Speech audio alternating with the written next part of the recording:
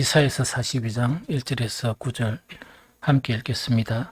내가 붙드는 나의 종, 내 마음에 기뻐하는 자, 곧 내가 택한 사람을 보라. 내가 나의 영을 그에게 주었은즉 그가 이방에 정의를 베풀리라. 그는 외치지 아니하며 목소리를 높이지 아니하며 그 소리를 거리에 들리게 하지 아니하며 상한 갈대를 꺾지 아니하며 꺼져가는 등불을 끄지 아니하고 진실로 정의를 시행할 것이며 낙담하지 아니하고 세상에 정의를 세우기에 이르리니 섬들이 그 교훈을 앙망하리라. 하늘을 창조하여 펴시고 땅과 그 소산을 내시며 땅 위에 백성에게 호흡을 주시며 땅에 행하는 자에게 영을 주시는 하나님 여호와께서 이같이 말씀하시되 의로 너를 불렀은즉 내가 내 손을 잡아 너를 보호하며 너를 세워 백성의 언약과 이방의 빛이 되게 하리니 네가 눈먼 자들의 눈을 밝히며 갇힌 자를 감옥에서 이끌어내며 허감에 앉은 자를 감방에서 나오게 하리라. 나는 여호와이니 이는 내 이름이라. 나는 내 영광을 다른 자에게 내 찬송을 우상에게 주지 아니하리라. 보라, 전에 예언한 일이 이미 이루어졌느니라. 이제 내가 새 일을 알리노라. 그 일이 시작되기 전이라도 너희에게 이르노라. 아멘. 오늘 이사야서 42장 1절에서 25절에 선자 보고자 하는 것은 가장 핵심적인 것은 하나님께서 보내시는 메시아 있죠.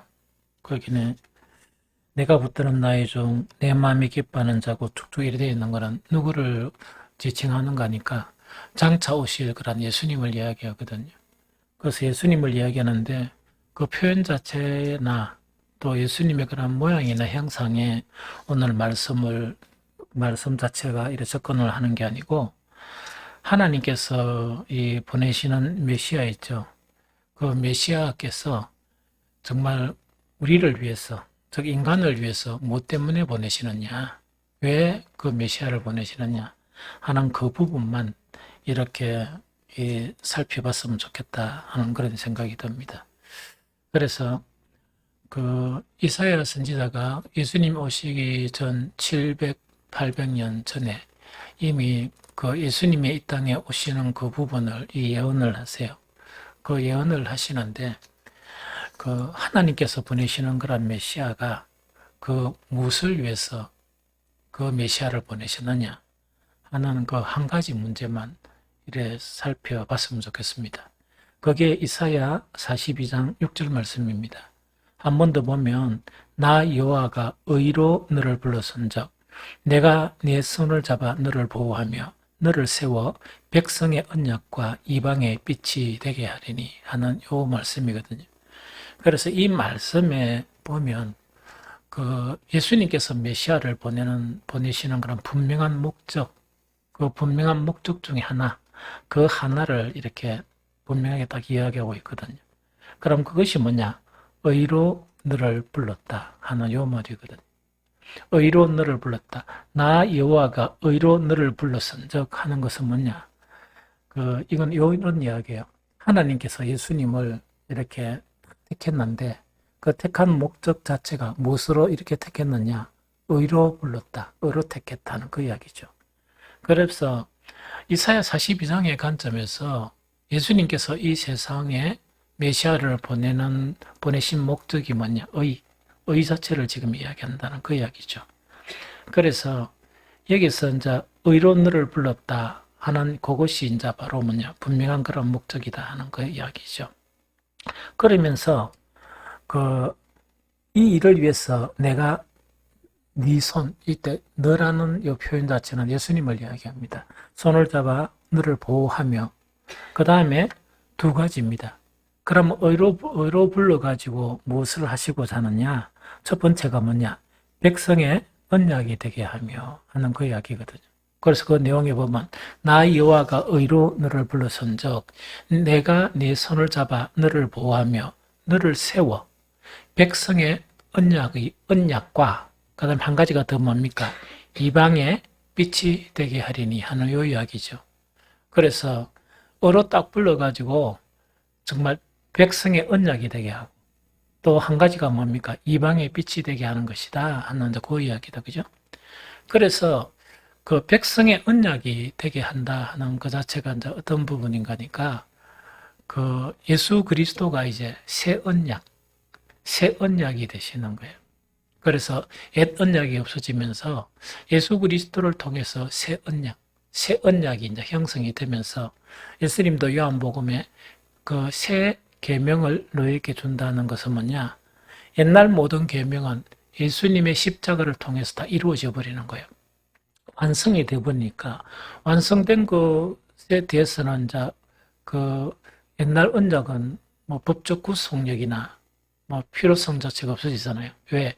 예수 그리스도 안에서 그게 다 이루어졌으니까. 그런데 예수 그리스도를 통해서 새 언약 관계, 하나님과의 언약 관계가 형성이 되어진다는 그 이야기입니다. 이해가 되죠? 그런데 언약 관계가 형성되는 그리스도의 주체에서 가장 중요한 게 뭐라고요? 의다. 의다 하는 그 이야기입니다. 그러고 이방의 빛이 되게 하겠다는 건 뭡니까? 그 예수 그리스도를 통해서 그 하나님의 선민이 아닌 그 이방 모든 그런 백성들이 바로 백성들의 빛이 되는 그분이 바로 누구지냐? 메시아시다 하는 그 이야기입니다. 좀 이해되죠? 그래서 이 메시아를 통해서 이제 하실 일, 그러면 진짜 예수 그리스도께서 이제 육신을 입어 이 땅에 오시잖아요. 오시면서 그 이사야 42장의 관점에서 예수님이 하신 일 자체에 대한 부분이 그 하실 일 자체에 대한 부분을 예언하고 있는데 그게 이사야 42장 3절 4절이에요. 같이 읽어보면 뭐냐니까 상한 갈대를 꺾지 아니하며 꺼져가는 등불을 끄지 아니하고 진실로 정의를 시행할 것이며 그는 쇠하지 아니하며 낙담하지 아니하고 세상에 정의를 세우기에 이르르니 섬들이 그 교훈을 앙망하리라 하는 이야기죠. 우리가 이제 성경을 읽으면서 어떤 이제 이상한 관습이 생기기 시작, 관습이 생기기 시작하는데 좋은 성경 문구 있죠. 끝까지 안 읽는 거야. 안 읽고 자기 마음에 드는 것만 속 읽고 계속 인용하다 보니까 그 성경 구절이 무엇을 의미하는지를 모르고 자꾸 사용을 이렇게 해요. 그래서 우리가 이제 보통 어떤 것을 사용하느냐 막 기도할 때 상한 갈대를 꺾지 아니하시며 꺼져가는 등불을 끄지 아니하시고 이제 여기까지는 막 계속 인용을 하는 거예요. 인용을 하는데 상한 갈대를 꺾지 아니하며 꺼져가는 등불을 끄지 아니하시는데 이렇게 하는 목적이 뭐냐 하는 것 자체가 이제 그 뒤에 있는데 뒤에 거는 속 빼먹고 뭐만요? 하나님은 상한 갈대를 꺾지 아니하시고 꺼져가는 등불을 끄지 아니하십니다. 용기를 내세요. 이런 이야기다. 그죠? 그런데 그렇게 용기를 내십시오. 이러하는데 대상이 정말 진실로 하나님을 믿고 사랑하는 사람이 어떤 그런 일이 딱 처했을 때 용기를 내십시오 하면 맞죠? 맞잖아. 맞는데 이놈의 사람이 눈만 뜨면 죄짓고 눈만 뜨면 나쁘게 하는 사람이 탁 이래 아파가 누워있는데 탁 가가 손을 잡고 상한 갈대를 꺾지 아니하며 이 꺼져가는 등불을 끄지 않으시는 하나님이십니다. 용기를 내세요 하면 하나님이 어떻게 생각하시겠어? 꺼지게 놔두놨지 왜?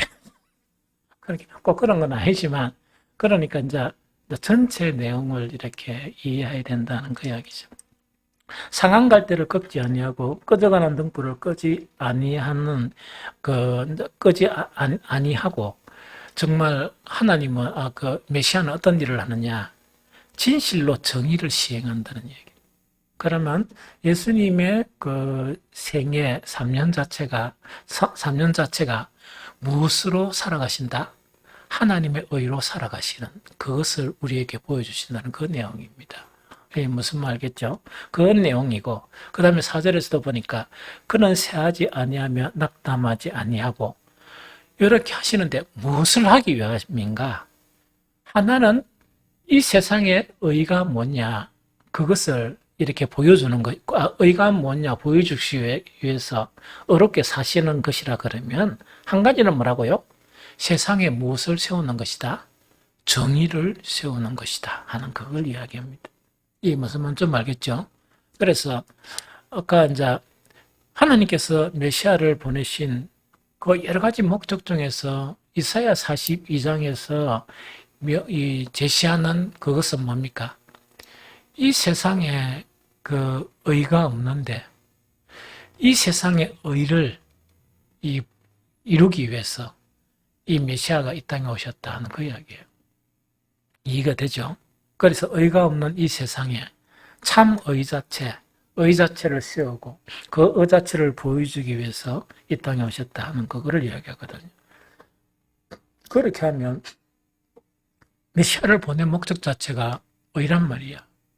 의다, 그죠? 그러면 우리가 이제 뭘 생각해야 되겠습니까? 의가 뭐냐? 이게 대한 끊임없는 이 고민을 해 나가는 게 뭐겠습니까? 참 신앙이겠지. 성령을 받게 되면 아까 상한 갈대를 꺾지 아니하고 거기에 관점을 두는 게 아니고, 그것도 관점을 두는데 뭐라고? 의를, 진실로 정의를 시행하고, 그리스도께서는 이 정의를 세상에 세우는 것 자체가 목적이다 하면 성령께서 어떤 마음을 주시겠어? 정말 정의롭게 살아야 되고 의 자체는 우리 신앙생활의 필수적인 것이다 하는 그것이 형성돼야 신앙의 목표 자체가 어디로 향하겠습니까? 의로 향하겠지. 이해됩니까? 그래서 대단히 중요하고 대단히 중요한 거라. 그렇지 아니하고 이것을 목적을 모르면 예배를 계속 드리고 교회를 형성하고 전도도 하고 기도도 하고 이런 신앙생활을 하는데 뭐가 빠질 수가 있다? 의가 빠지게 되면 그 모든 기도나 교회나 그 모든 일 자체가 의미가 없어진다. 이해됩니까? 그래서 예수 그리스도 메시아를 이 땅에 보내신 목적 중에 이사야 42장에 하는 내용 자체의 핵심 내용은 뭐냐? 의다. 의다 하는 그 이야기입니다. 그러면은 그리스도인들의 삶의 목적은 의가 되어야 되죠? 의가 되어야 되잖아. 그래서 이제 의가 무엇이냐, 이게 이제 아는 게 중요하단 말이에요. 자, 누가 의가 뭐냐?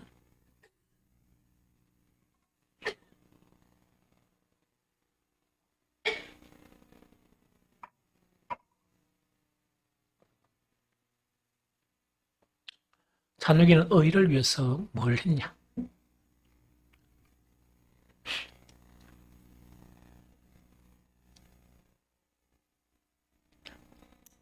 됐다. 자, 그 정도 하고.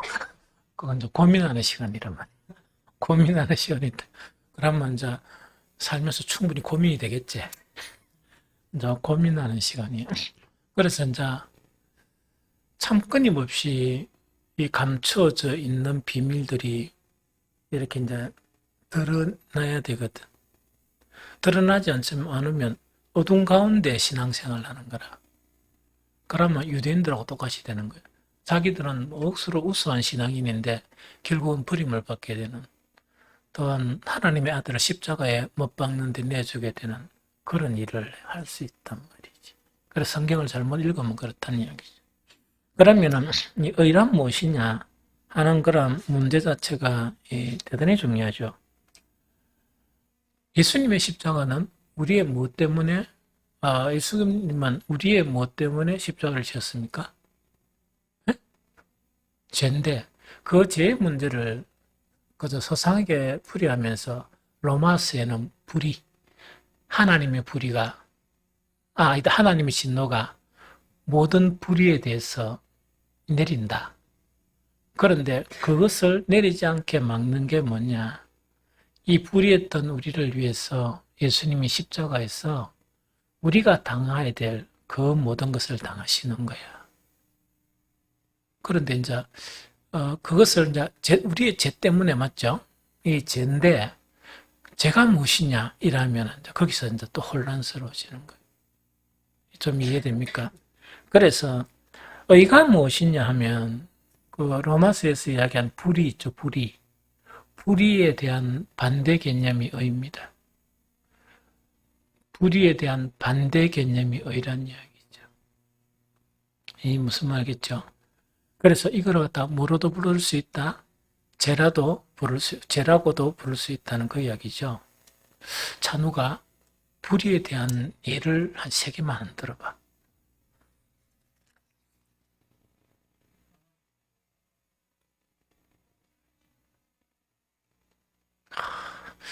똑똑하네. 어떤 간에 잘 대답을 잘했다 그죠? 이 하나님의 의 있죠. 정의가 무엇이냐? 하나님의 의가 무엇이냐? 하는 이 의 자체는 불의에 반대되는 내용입니다. 그런데 그 구체적인 내용을 설명하려 그러면 영역을 이래 나눠야 돼. 영역. 그런데 보편적인 사람들이 알고 있는 영역은 도덕적인 개념이야.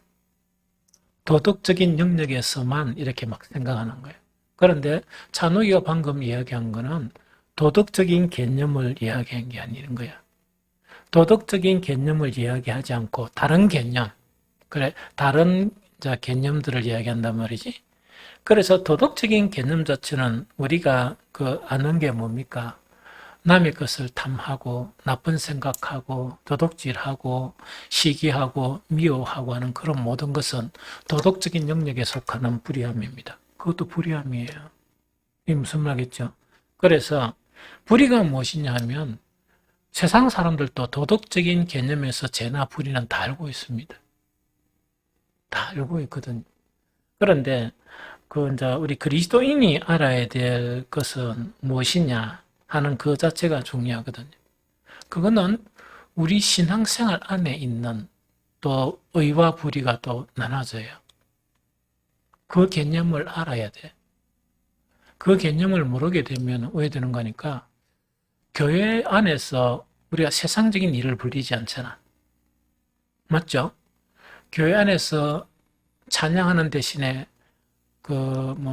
노래방 하는 그 일을 안 하죠? 교회 안에서 기도하는 대신에 고스톱 안 치죠? 무슨 말이겠죠? 이런 걸 안 하잖아. 안 한다 이거죠?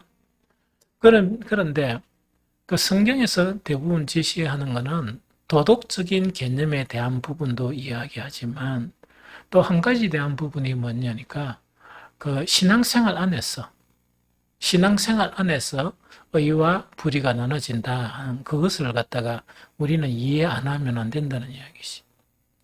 그러면 그걸 갖다가 그러면 성경에 있느냐? 신뢰가 있지. 신뢰가 있잖아요. 그래서 보편적인 사람들은 뭐냐? 기도하느냐, 기도하지 않느냐에 따라서 기도하는 사람은 신앙생활 잘하고 기도 안 하는 사람은 신앙생활 잘 못한다. 그렇게 우리가 보통 생각하는 거야. 그런데 예수님은 그렇게 안 하시는 거야. 안 하시고 어떻게 하는 거니까 이 누가복음 18장에 보면 기도하는 두 사람이 있는 거예요. 기도하는 두 사람이 있는데 한 사람은 누구라고요? 이 바리새인이고 한 사람은 누구라고? 세리란 말이야. 그러면 세리 자체는 그 당시에 지탄을 받고 있는 사람들이에요. 그러니까 기도 자리에 바리새인들이 기도하는데 그 옆에 갈 수 있습니까? 못 갑니까? 도저히 못 가고 멀리 떨어져 가지고 완전 눈치를 받으면서 기도를 한단 말이에요. 두 사람 다 기도하는데 그 바리새인의 기도와 이 세리의 기도에 대해서 예수님은 설명하면서 무엇을 이야기하느냐? 누가 더 어렵다함을 받고 돌아갔느냐? 뭐를 이야기합니까? 의를 이야기합니다. 참 신기하죠. 거기 누가복음 18장 14절인데 내가 너에게 이르노니 이에 저 바리새인이 아니고 유창하게 기도하는 바리새인, 하루에 3번씩 꼭 기도하고 일주일에 2번씩 꼭 금식하는 그 바리새인의 그런 기도를 대해서 평가하면서 그 바리새인이 아니고 이 사람이란 건 뭡니까?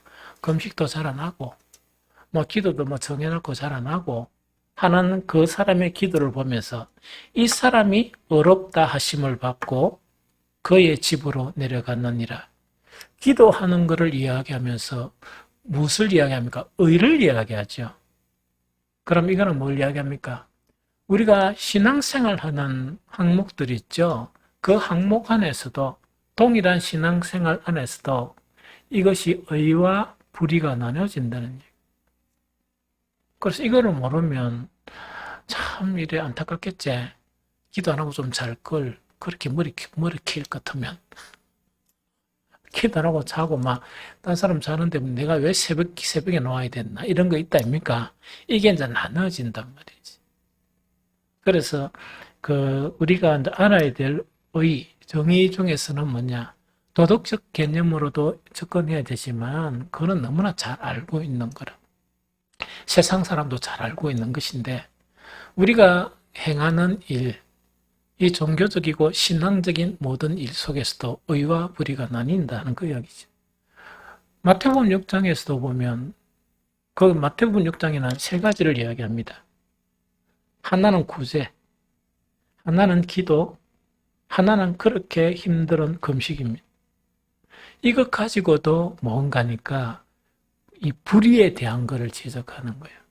그 불의에 대한 것을 지적하면서 그들의 구제나 기도나 금식 자체를 뭐라고 규정합니까? 외식으로 규정하는 것. 좀 이해가 됩니까? 이해가 되죠? 그래서 다시 정리하면 메시아를 이 땅에 하나님께서 보내신 것 자체는 뭐를 이루는 거라? 하나님의 의를 이루기 위해서입니다. 하나님의 의를 보여주고 하나님의 의를 위해서다. 그러면은 우리가 예수 그리스도를 따라 신앙생활 하죠? 하면은 뭐가 바뀌어야 돼? 예수 그리스도 안에 있는 하나님의 의로운 생각과 삶, 그것으로 바뀌어야 한다는 이야기예요. 그게 안 바뀌면 누구와 똑같다? 유대인들과 똑같이 되어진다.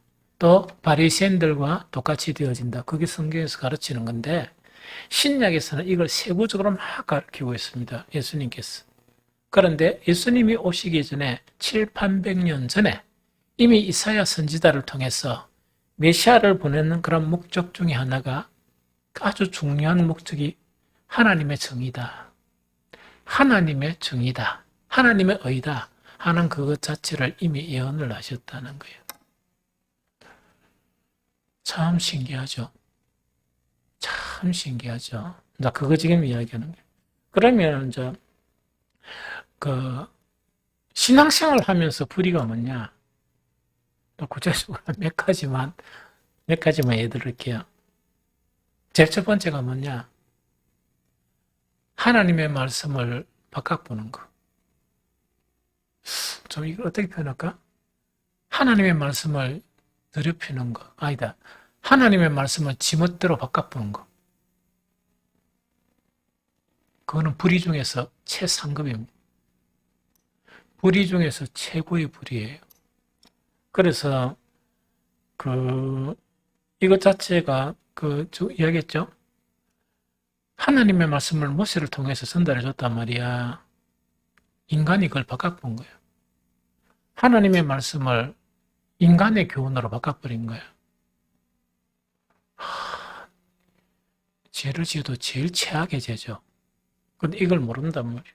그래서 이사야 29장 13절에 주께서 이르시되 이 백성이 입으로는 나를 가까이하며 입술로는 나를 공경하나 그들의 마음은 내게서 멀리 떠났나니 그들이 나를 경외하면 사람의 계명, 하나님의 말씀을 사람의 계명으로 바꿔본 거예요. 이 도둑놈들이. 무슨 말이겠습니까? 그래 하니까 왜 됐느냐? 입술로 공경하고 행위로 기도하고 하는 거는 이 사람이 하기는 하는데 어떻게 해야 되는 걸 모르고 어떻게 한다고? 사람이 가르친 대로 하다 보니까 하나님께서 이제 이사야서 1장에 보면 성전의 문을 닫고 싶고 너희 월삭과 너희 가져오는 재물 내가 도저히 너무 힘든다. 그래 돼보는 거야. 무슨 말겠죠? 그런데 이걸 딱 이야기하면 뭔가니까 그 나쁜 새끼들, 그 나쁜 유대인들이라죠. 여러분들은 수시로 바꿔. 멋대로 바꿔. 목사들은 알고 바꾸고, 다 알고 바꾸는 거예요. 목사들은 알고 바꾸고, 성도들은 모르고 바꾸고, 둘 다 바꿔버려. 저거 편한 대로. 이 시대에 가장 문제되는 게 뭐냐. 이번 주일날 아마 그걸 설교할 걸로 생각을 합니다. 하나님은 이미 보여주셨는데, 인간들이 이미 보여주신 그걸 바꿔보는 거라. 성경만으로 충분한데, 이게 대해서 뭔지도 보지도 안 하고, 이게 생각도 없이 지멋대로 신앙생활, 지멋대로 기도하고, 지멋대로 해본단 말이야. 그거 지금 이야기야. 그래서 제일 첫 번째 불의가 뭐냐? 하나님의 말씀을 변질시키는 거, 이거는 대단한 불의입니다. 좀 이해되겠죠? 그래서, 구약에 이놈의 지도자들이 바꿨는데, 그래도 구약에 신실한 사람들이 있었어. 그게 소수야. 소수인데, 다윗은 그 소수에 속해요. 왕이면서도. 그래서, 다윗은 하나님의 말씀을 뭐라고 얘기하느냐? 완전하고, 확실하고, 정직하고, 순결하고, 정결한 말씀이다. 이렇게 교정을 하는 거예요. 그렇게 하나님 온 말씀 그대로 받아들였던 거예요. 그래 하다 보니까 그 말씀이 어떤 역할을 하냐? 영혼을 소성시키고, 우둔한 자를 지혜롭게 하고, 마음을 기쁘게 하고, 눈을 밝게 하는 그러한 일들을 한다. 이렇게 고백하는 거예요. 그러면 이래 생각해 보면 됩니다. 말씀의 단계도 여러 단계가 있겠지. 미성숙한 단계는 성숙해 나가야 됩니다. 미성숙도 자랑은 아니라 미성숙한 단계 때가 지나면 성숙해야지. 사람도 나면 얼라나면 좀 있으면 말하고 좀 있으면 똥오줌 가리고 이러는데 이놈 어른이 돼가지고도 뭡니까? 저거 엄마가 할면데 엄마 똑 닦아줘 이렇게 하면 안 됩니까? 그러니까 이게 성숙의 단계로 가야 돼.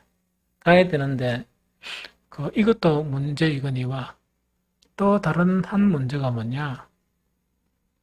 말씀을 수시로 바꿔본단 말이에요.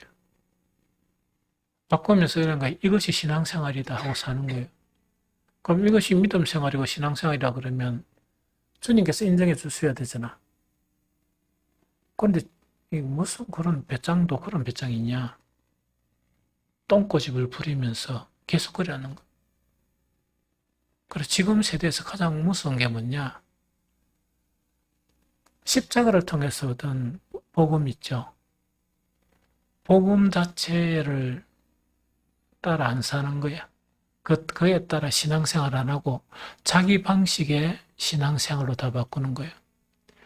유대인이 나쁩니까? 복음을 바꾸는 게 나쁩니까?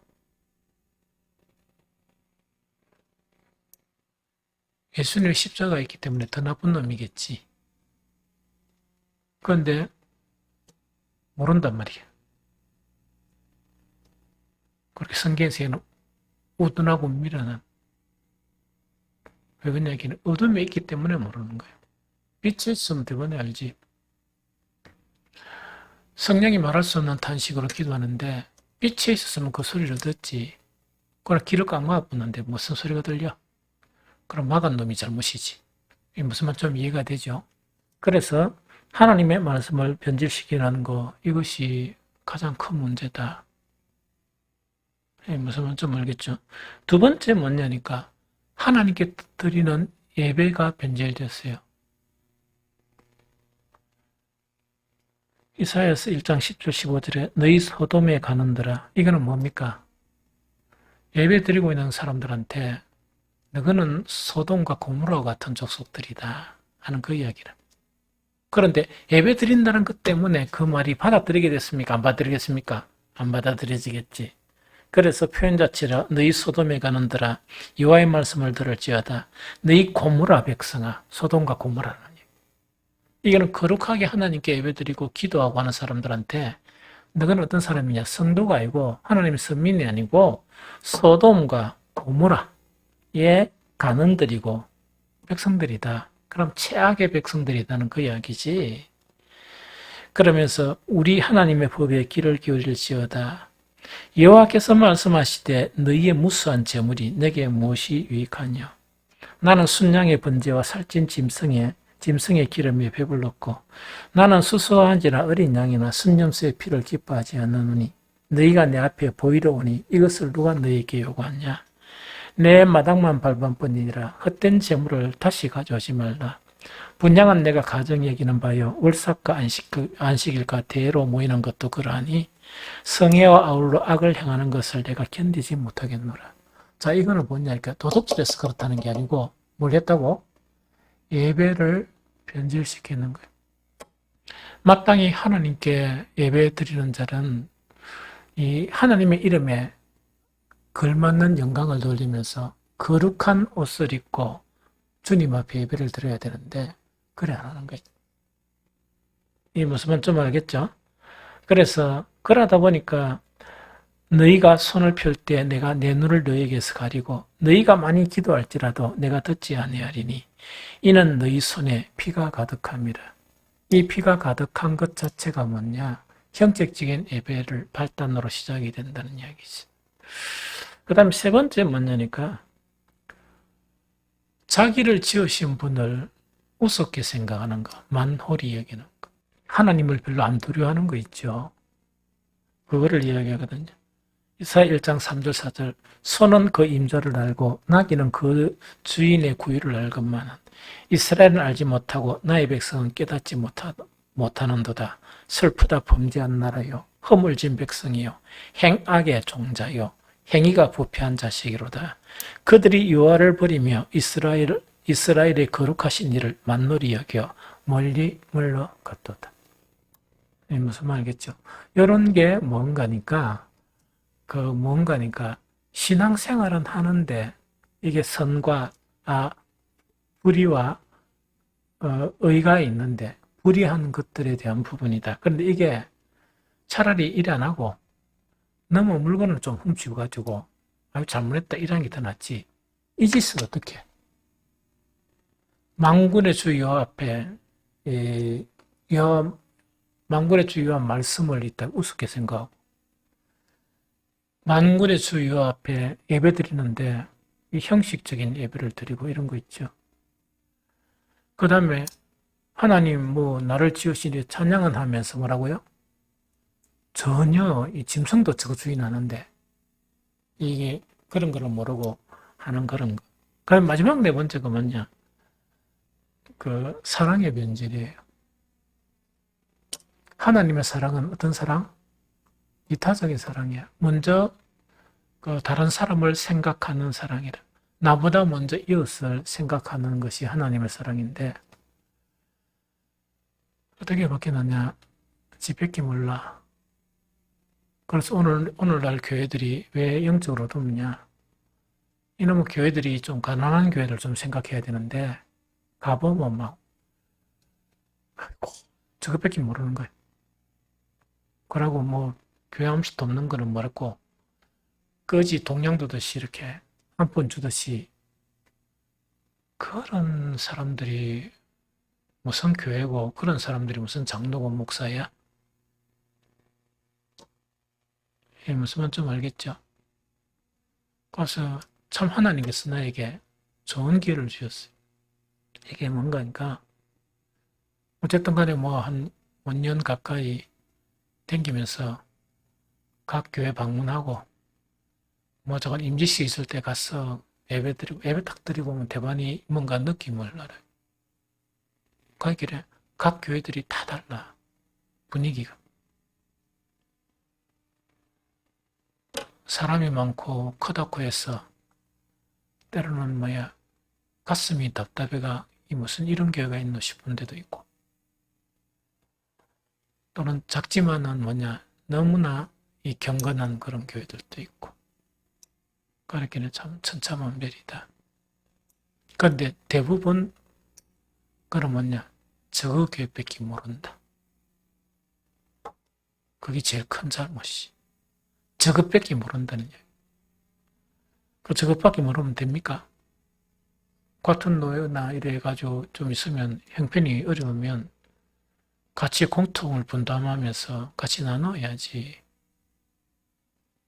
그거 못하게 장로가 막고 있답니까? 이러면 됩니까? 그 다음에 장로가 한 목사가 그거 하지 마시고요. 뭐 이래 본다. 그게 목사가 장로야. 목사도 아니고 장로다 이지.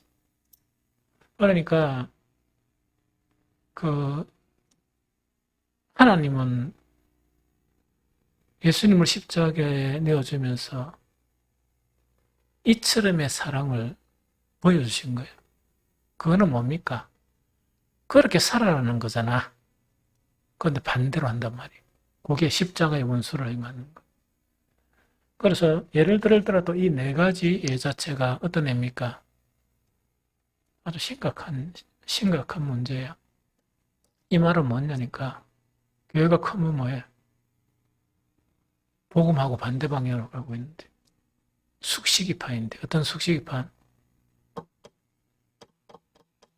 그 인간 개판, 개의 형상을 닮은 인간들이 판치는 데도 있다는 이야기. 최소한 죄 지은 사람이 개는 되지 말아야지. 그래서 이제 거꾸로 가고 있는 거로 거꾸로 가고 있다니까. 교회 건물이 뭐 필요해? 주님 오시면. 그래서 어쨌든 간에 이 네 가지가 뭐냐니까 그 신앙생활 안에서도 무리가 있다 하는 것을 이렇게 간략하게 소개했고 이거 외에도 엄청 많아요. 엄청 많고 그렇다는 얘기죠. 그런데 이제 중간에 놓는 거는 뭐냐? 의를 가지고 이 땅에 오셨기 때문에 찬양하라 그런 내용이에요. 그 찬양은 생략하고 그게 이제 뭐 10절에서 한 13절까지 그렇습니다. 그런데 오늘은 한 가지 더 보는 게 뭐냐니까 그러면은 메시아가 이 땅에 오셔서 뭐를 가르치겠어? 의를 가르칠 거잖아. 의 중에 가장 고상한 의가 뭐야? 찬우가. 니는 별도로 가위 수업 좀 내라. 너무 많이 가르쳐준다.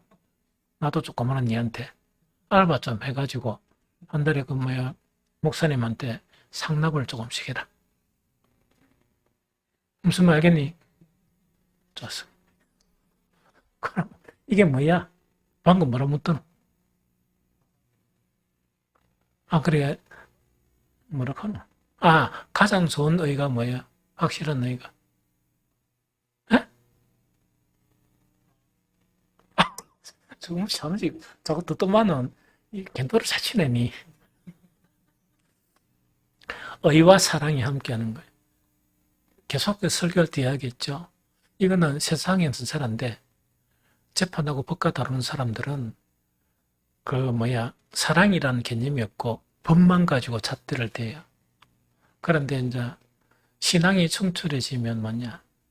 하나님의 의가 생기는데 그 의는 뭐하고 공존한다? 아가페 중에 사랑과 공존해버려요.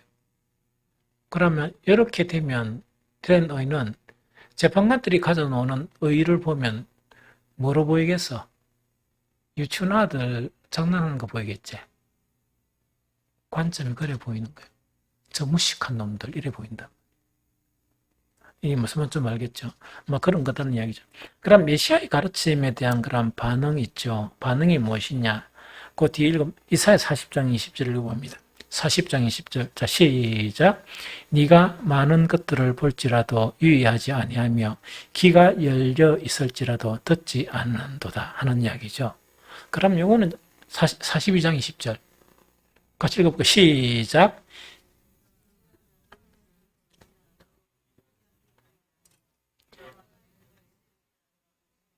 그럼 여기 이제 뭐냐 이야기라.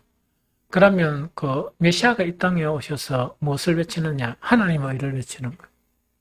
하나님의 의를 떡 외치는데 앞으로 메시아께서 하나님의 의의 가르침을 외치게 되면 어떤 반응이 일어나는가? 그거 지금 예언하는 거예요. 그러면서 네가 많은 것을 볼지라도 유의하지 아니하며 귀가 열려 있을지라도 뭐 안 한다? 안 듣는다. 이 무슨 말겠죠? 참 마음이 아프죠. 이런 일이 일어난다 하는데 이런 일의 애가 뭐야?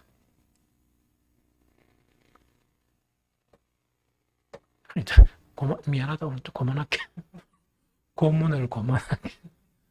그리고 여기서 네가 많은 것을 볼지라도 유의하지 아니하면 귀가 열려 있을지라도 듣지 않는다다 하는 것은 이걸 보면서 우리가 뭐냐 세상 사람들이 그랬을 것이다 이렇게 보통 판단하거든. 판단하는데 이사야 선지자가 지적한 것은 그게 아닙니다. 아니고 이사야 42장 18, 19절을 읽어봅니다. 18절, 19절 소리내어 시작. 너희 못 듣는 자들아 들어라. 너희 맹인들아 밝히 보라. 맹인이 누구냐? 내 종이 아니냐? 누가 내가 보내는 내 사자같이 못 듣는 자겠느냐? 누가 내게 충성된 자같이 맹인이겠느냐? 누가 여호와의 종같이 맹인이겠느냐? 하는 이야기죠. 못 듣는 사람들의 대상이 누군가? 그거 지금 이야기하는 거예요. 첫 번째로 뭐냐니까 너희 못 듣는 자들아 너희 맹인이 누구냐? 내 종이 아니냐? 내가 보내는 내 사자같이 못 듣는 자겠느냐 이야기죠. 이거는 뭐냐니까 여호와의 사명을 감당할 종들이 있죠. 오늘날 같은 목사들이 가면 목사들이 소경이다 그 이야기예요. 깜짝 놀라겠죠. 그 다음에 두 번째 여기서 이제 누가 내 보내는 사자같이 못 듣는 자이겠느냐. 이때 사자라는 거 있죠. 이게 원문은 메슐람이에요.